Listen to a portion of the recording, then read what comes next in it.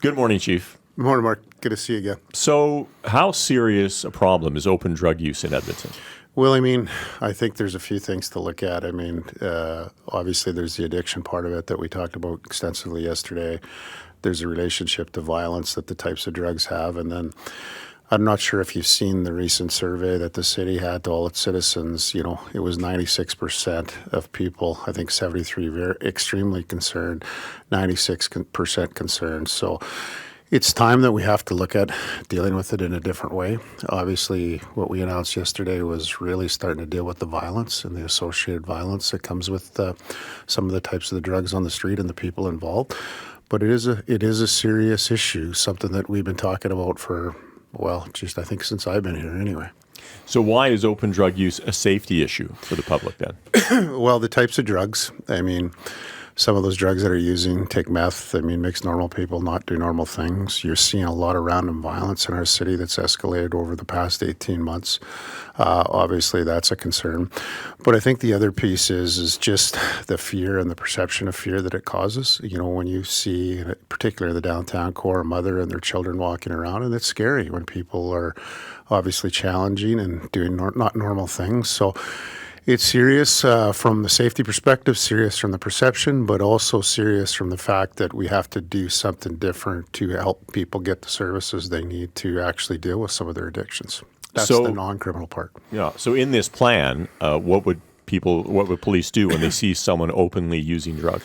Well, first and foremost, the ability, we lost the ability to charge for simple possession of a narcotic to be prosecuted. That was in 2020, federal prosecution sent a memo.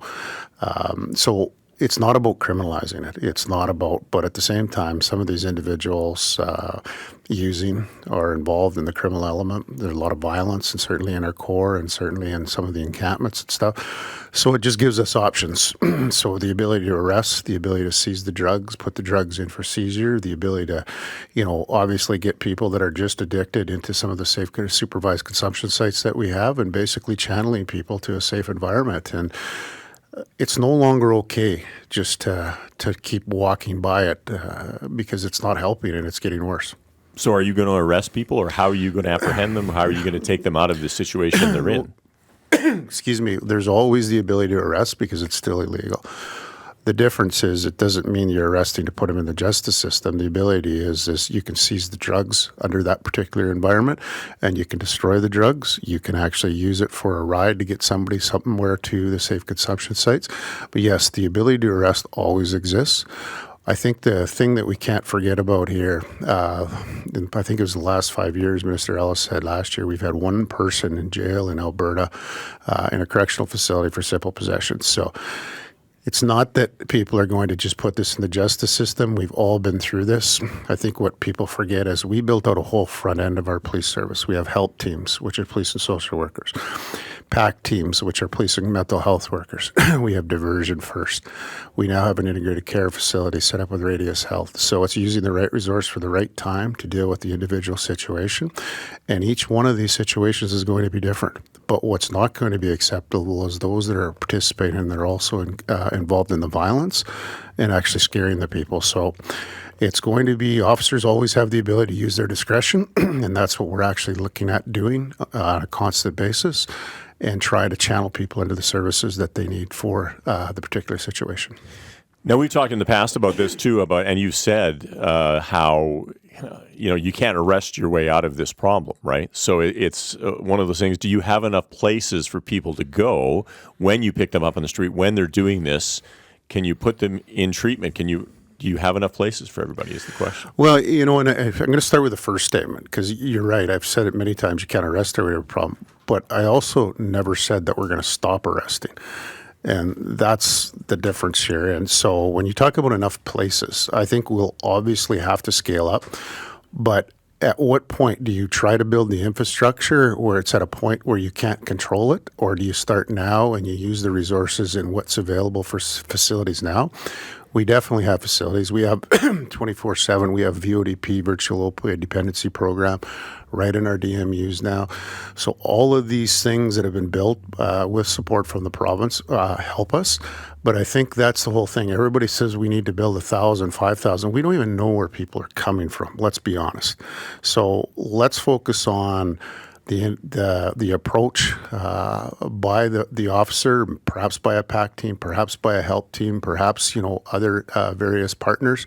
Let's find out what's going on. Let's get some of the health assessments done that need to be done, and then we'll have a better knowledge base of what is actually needed. So we have enough to start. Do we have enough right now to actually solve the problem? No. But 20% of people out of the system gets hope back in the system and starts to turn this in the other direction. And I really want to caution, because that's where everybody goes. They go, oh, we need all this, we need all this. That's all we've been talking about. But it starts with actually getting some action to connect and then find out what the problem is and get the question right before we solve the wrong problem.